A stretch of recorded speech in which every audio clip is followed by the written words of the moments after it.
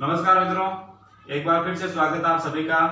और आप सब जानते हैं कि हम संविधान के एक भाग पर, प्रत्येक भाग पर क्रम से चर्चा कर रहे हैं। नीति निर्देशक तत्व तक हमने चर्चा कर ली और आज हम चर्चा करने वाले हैं जो फंडामेंटल ड्यूटीज हैं, जो मूल कर्तव्य हैं उनकी। तो देखिए, जो मूल कर्तव्य है उनका उल्लेख कहाँ है, तो उनका उल्लेख है भाग 4 क में। ठीक है, और आर्टिकल कौन सा है, वो है 51 क। तो जो फंडामेंटल ड्यूटीज है, मूल कर्तव्य है, उनका उल्लेख कहाँ है, भाग 4 क में। और आर्टिकल कौन से आर्टिकल में है, 51 क में। ठीक है, अब देखिए क्वेश्चन आ जाए कि मूल संविधान में कितने मूल कर्तव्य थे। ठीक है, तो आपको ध्यान रखना है, मूल संविधान में एक भी मूल कर्तव्य नहीं था। इन्हें क्या किया गया है, बाद में जोड़ा गया। ठीक है, कब जोड़ा गया उसकी चर्चा हम करने वाले हैं। ठीक है, तो जो मूल कर्तव्य हैं उनका उल्लेख कौन से भाग में है, 4 क में। ठीक है, और जो आर्टिकल है वो है 51 क में। ठीक है, तो मूल कर्तव्य है कितने, 11 मूल कर्तव्य हैं। वर्तमान में कितने मूल कर्तव्य हैं, 11 मूल कर्तव्य। अब देखिए, इनको जोड़ा कब गया, 42वें संविधान संशोधन 1976 के द्वारा कितने मूल कर्तव्य जोड़े गए, 10 मूल कर्तव्य जोड़े गए। ठीक है, 10 मूल कर्तव्य कब जोड़े गए, 42वें संविधान संशोधन 1976 के द्वारा। किसके द्वारा, इंदिरा गांधी सरकार के द्वारा। ठीक है, इंदिरा गांधी सरकार के द्वारा कितने, 10 मूल कर्तव्य जोड़े गए और एक भाग बनाया गया 4 क और आर्टिकल 51 क। ठीक है, और एक जो 11वां मूल कर्तव्य है वो कब जोड़ा गया, वो जोड़ा गया 86वें संविधान संशोधन 2002 के द्वारा। ठीक है, 10 तो जोड़े गए 42वें संविधान संशोधन 1976 के द्वारा, और एक जो 11वां है वो कब जोड़ा गया, संविधान संशोधन 86वें संविधान संशोधन 2002 के द्वारा। ठीक है, अब देखिए ये जो मूल कर्तव्य है किसकी सिफारिश पर जोड़े गए। ठीक है, तो एक समिति है, सरदार स्वर्ण सिंह समिति। ठीक है, जो मूल कर्तव्य हैं वो सरदार, क्वेश्चन आ जाए कि समिति की सिफारिश पर, तो सरदार स्वर्ण सिंह समिति के द्वारा क्या किया गया, मूल कर्तव्य जोड़ा गया 10 मूल कर्तव्यों को। ठीक है, सरदार स्वर्ण सिंह समिति के द्वारा 10 मूल कर्तव्यों को जोड़ा गया। कब, 1976 में 42वें संविधान संशोधन के द्वारा। ठीक है, अब देखिए जो मूल कर्तव्य हैं वो हमारे संविधान में लिए कहां से गए हैं, तो रूस से लिए गए। कहां से, रूस से, तो सोवियत संघ है, रूस है, उससे लिए गए हैं क्या, जो हमारे मूल कर्तव्य हैं वो। ठीक है, अब देखिए हम चर्चा करने वाले हैं जो 11 मूल कर्तव्य हैं उनकी। तो आप जहां तक हो सके उनका क्रम याद रखें। ठीक है, जो मूल कर्तव्य हैं 11, उनका क्रम याद रखें, क्योंकि एग्जाम में क्वेश्चन पूछ लिया गया था RS 2015 में कि एक मूल कर्तव्य दे दिया और ऑप्शन में दे दिया कि कौन सा मूल कर्तव्य है, 1 नंबर का है, 4 नंबर का है, 6 नंबर का है, 8 नंबर का है। तो आप सरसरी नजर में उनको थोड़ा बहुत याद रखें। ठीक है, तो अब जो नंबर 1 है मूल कर्तव्य वो क्या है, वो है कि संविधान की रक्षा करें। संविधान की क्या करें, रक्षा करें, और उसके जो आदर्श है और उसकी जो संस्थाएं हैं, जो हमारा राष्ट्र ध्वज है और राष्ट्रगान है, उसका क्या करें, आदर करें। ठीक है, तो नंबर 1 क्या कहता है, संविधान की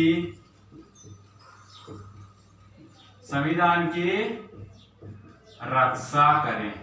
ठीक है, और संविधान के जो संस्थाएं हैं और जो आदर्श हैं, ठीक है, और जो हमारा राष्ट्रगान और जो राष्ट्र ध्वज है, राष्ट्रगान और राष्ट्र ध्वज है, इन सब का क्या करें, आदर करें। ठीक है, नंबर 1 जो फंडामेंटल ड्यूटीज है वो कहती है कि संविधान की रक्षा करें, उसकी संस्थाएं और जो उसके आदर्श है, जो हमारा राष्ट्रगान है और जो हमारा राष्ट्र ध्वज है, उनका क्या करें, आदर करें। ठीक है, नंबर 2 है, और नंबर 2 है वो क्या कहता है कि स्वतंत्रता के लिए हमारे राष्ट्रीय आंदोलन को प्रेरित करने वाले जो आदर्श हैं, ठीक है, उनको हृदय में संजोए रखिए और उनका क्या करें, पालन करें। ठीक है, तो नंबर 2 क्या कहता है, स्वतंत्रता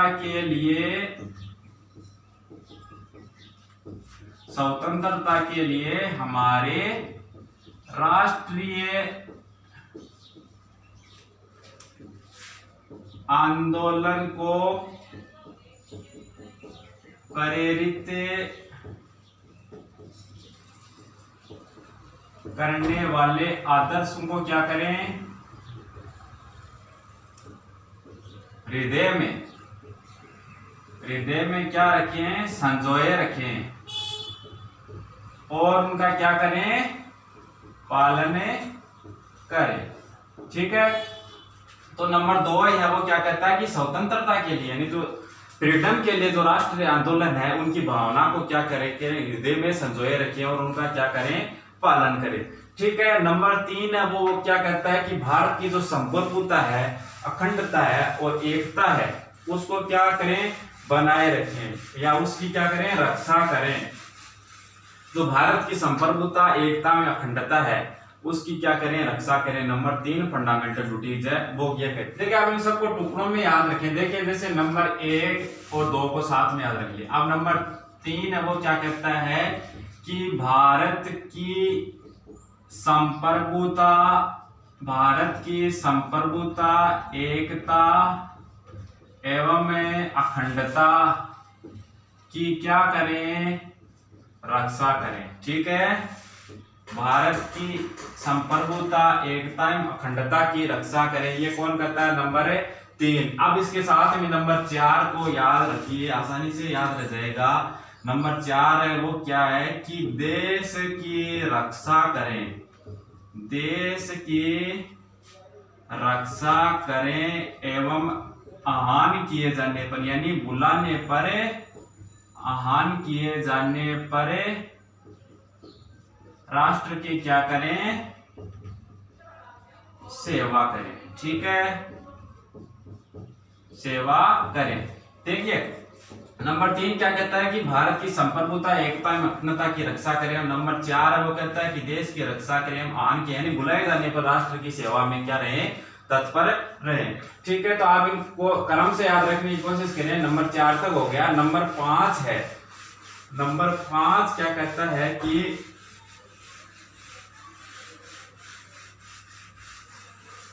जो हमारे देश के लोग हैं उनमें समरसता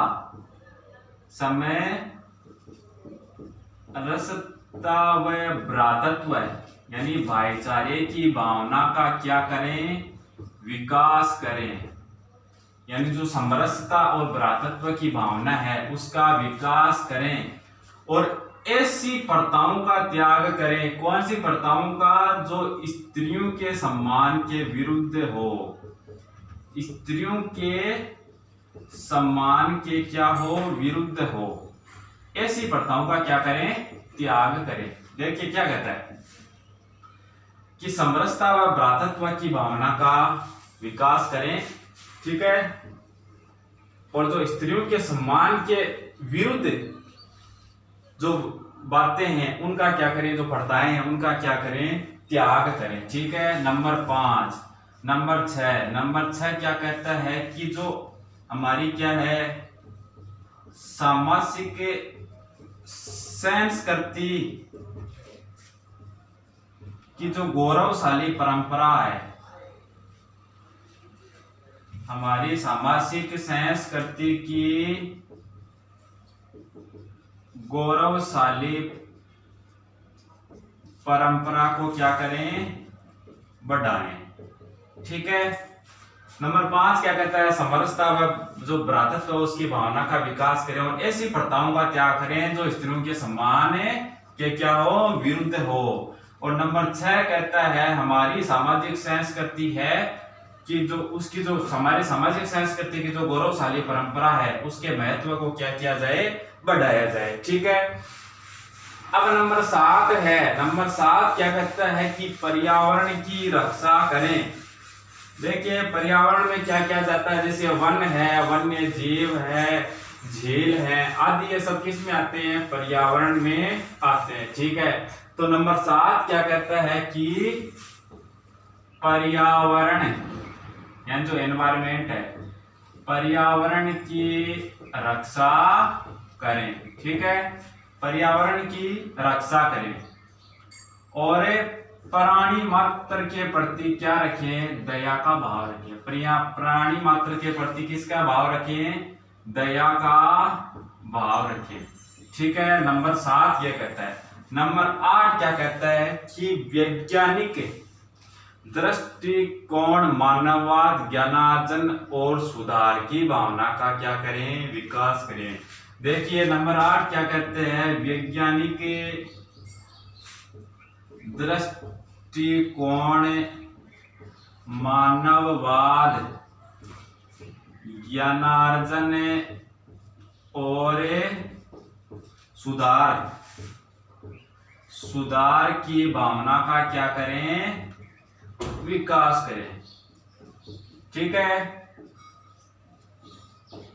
अब देखिए वैज्ञानिक दृष्टिकोण मानववाद क्या है, मतलब कि हमारी जो सोच है, जो मानववाद है यानी जो सोच है उसको क्या करें, बढ़ाने का कार्य करें, ऊंचा सोचें देश हित के बारे में। मतलब जो संकीर्ण सोच है उसका क्या करें, त्याग करें, ज्ञानार्जन करें, यानी ज्ञान जहां से भी जो भी ज्ञान मिले वो पर्याप्त करने की कोशिश करें, सुधार की भावना का विकास करें। मतलब हमारे समाज में जो भी बुराइयां हैं, जो भी मतलब कमियां हैं, उनको सुधारने की कोशिश करें। ये कौन कहता है, नंबर 8 कहता है। ठीक है, अब नंबर 9 है, वो क्या कहता है कि सार्वजनिक संपत्ति की क्या करें, रक्षा करें और हिंसा से क्या रहें, दूर रहे। नंबर 9 कहता है कि सार्वजनिक संपत्ति की रक्षा करें और हिंसा से दूर रहे। क्या कहता है नंबर 9, सार्वजनिक संपत्ति की क्या करें, रक्षा करें और किससे दूर रहें, हिंसा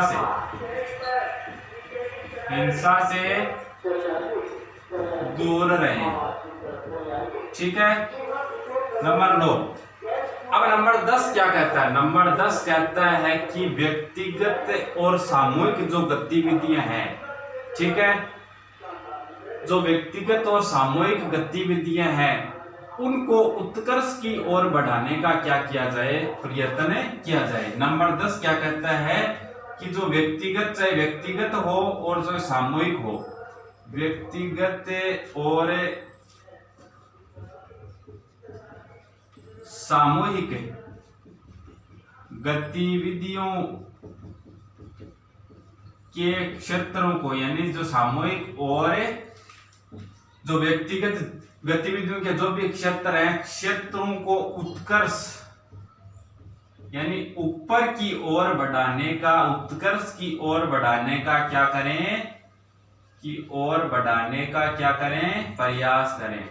ठीक है, नंबर 9 क्या कहता है, सार्वजनिक संपत्ति की रक्षा करें और हिंसा से क्या रहें, दूर रहें। नंबर 10 कहता है व्यक्तिगत और सामूहिक गतिविधियों के जो भी क्षेत्र हैं उनको उत्कर्ष की ओर बढ़ाने का प्रयास करें, यानी राष्ट्र हित का कार्य करें। ठीक है, ये जो 10 थे उनको जोड़ा गया मूल रूप से, मतलब जो पहली बार जब मूल कर्तव्य जोड़ा गया तब जोड़ा गया इनको 42वें संविधान संशोधन 1976 के द्वारा। ठीक है, अब जो 11वां मूल कर्तव्य है उसको कब जोड़ा गया, 11वां जो मूल कर्तव्य है उसको 2002 में 86वें संविधान संशोधन के द्वारा जोड़ा गया। 86वें संविधान संशोधन के द्वारा जो 11वां जो फंडामेंटल ड्यूटीज है, ठीक है, उसको जोड़ा गया। वो क्या है कि 6 से 14 वर्ष तक की आयु के बच्चों को क्या दी जाए, अनिवार्य व निःशुल्क शिक्षा दी जाए, अनिवार्य व निःशुल्क शिक्षा दी जाए। ठीक है,